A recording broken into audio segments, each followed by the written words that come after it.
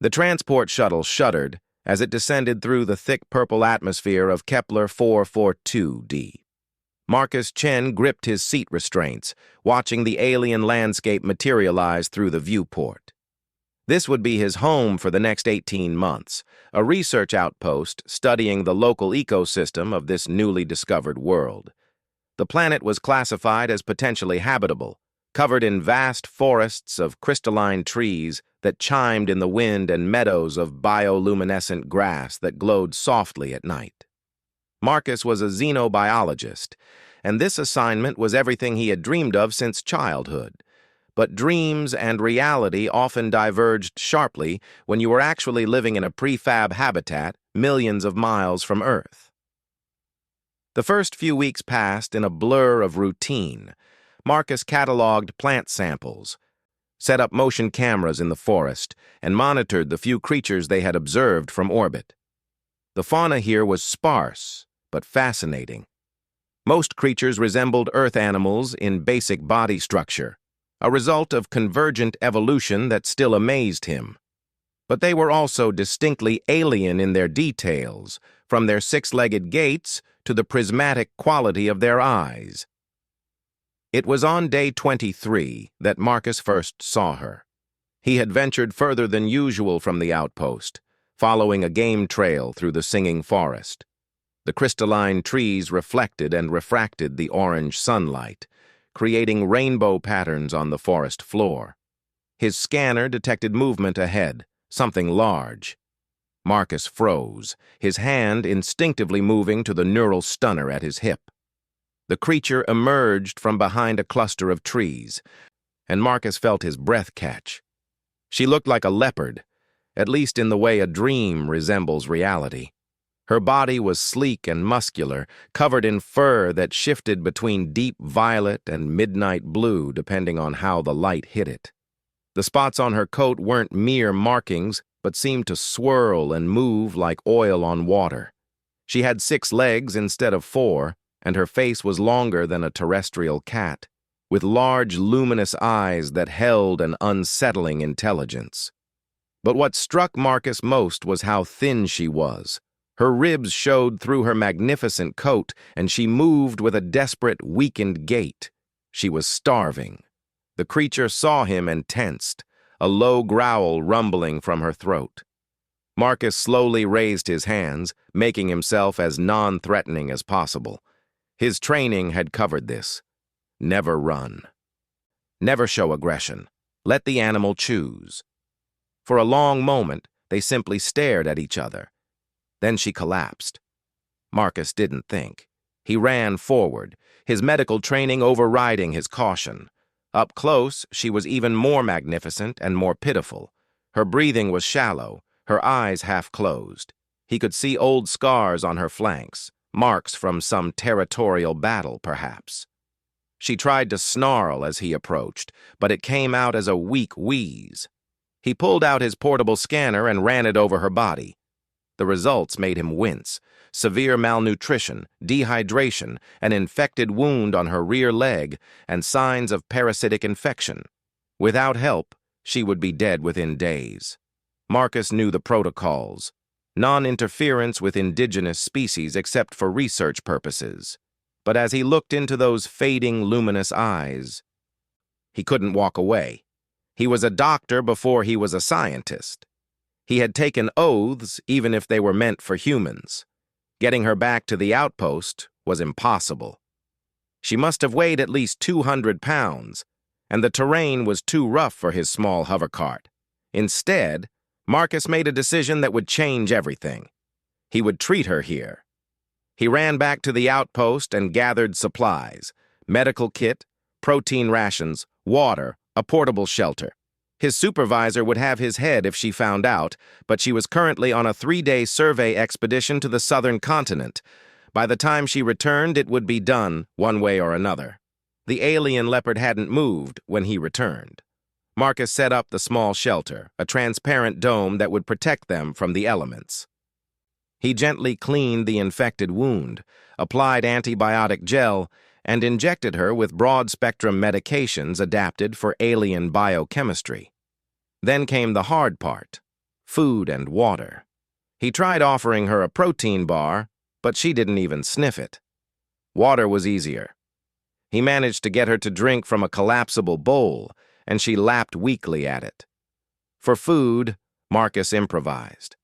He had seen her kind scat on his surveys. They were carnivores, hunters. He activated one of his collection drones and sent it out with specific instructions. An hour later, the drone returned with a small six-legged creature that resembled a rabbit. It wasn't pretty, but it was necessary. Marcus prepared the meat and placed it near the leopard's mouth. She sniffed it, then began to eat slowly, mechanically. That first night, Marcus slept in his shelter next to the alien predator. She could have killed him easily, even in her weakened state, but she didn't. Perhaps she understood in whatever way her alien mind worked that he was trying to help.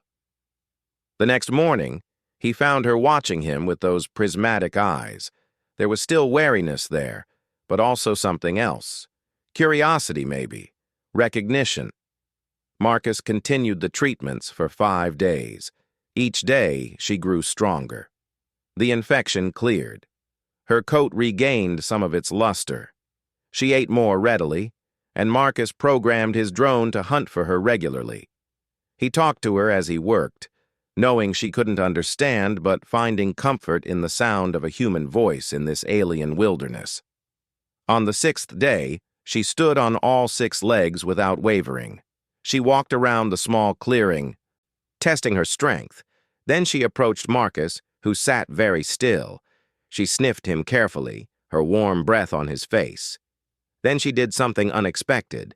She pressed her large head against his chest, a gesture that seemed almost affectionate. Marcus slowly raised his hand and touched her fur. It was softer than he imagined, and warm. Then she turned and walked into the forest. She paused once to look back at him, her eyes meeting his.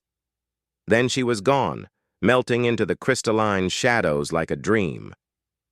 Marcus packed up his equipment and returned to the outpost. He filed no report about the encounter, listing his absence as extended sample collection. His supervisor never questioned it. The work continued as normal, the incident becoming a private memory he treasured. 3 months passed. The seasons changed on Kepler 4422, the crystalline forests taking on different hues as the planet tilted on its axis. Marcus had almost convinced himself that the encounter with the leopard had been a fever dream, something his isolation-addled brain had conjured. Then one evening, as he sat outside the outpost watching the bioluminescent grass begin its nightly glow, he saw movement at the edge of the clearing. His heart leapt. It was her, but she wasn't alone. Behind her, tumbling and playing in that clumsy way of young things everywhere, were 3 cubs.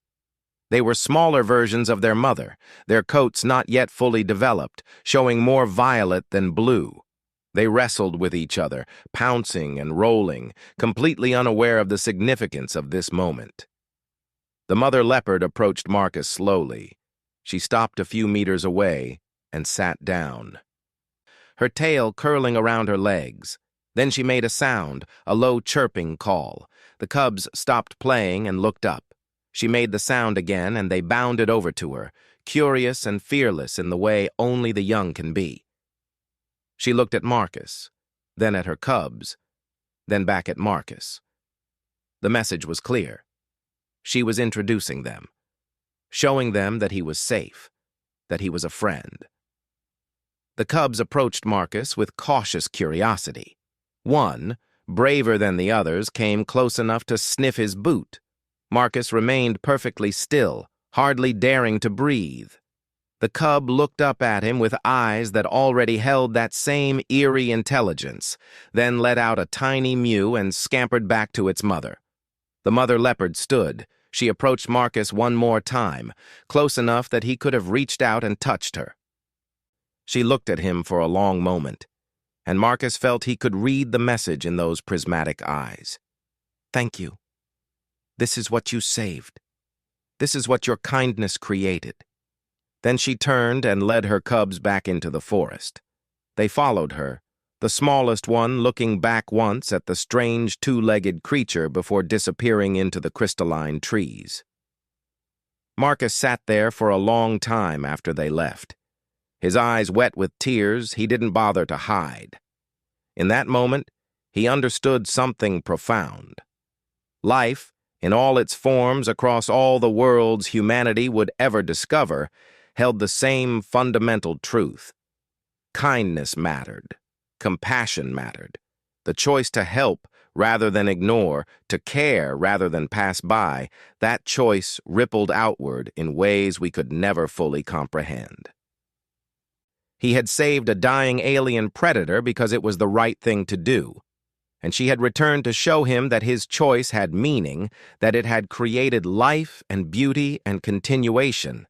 3 small lives that would grow and hunt, and perhaps one day have cubs of their own, all because a human had chosen compassion over protocol. In the years that followed, Marcus would occasionally see her in the forest, sometimes alone, sometimes with her cubs as they grew larger and more independent.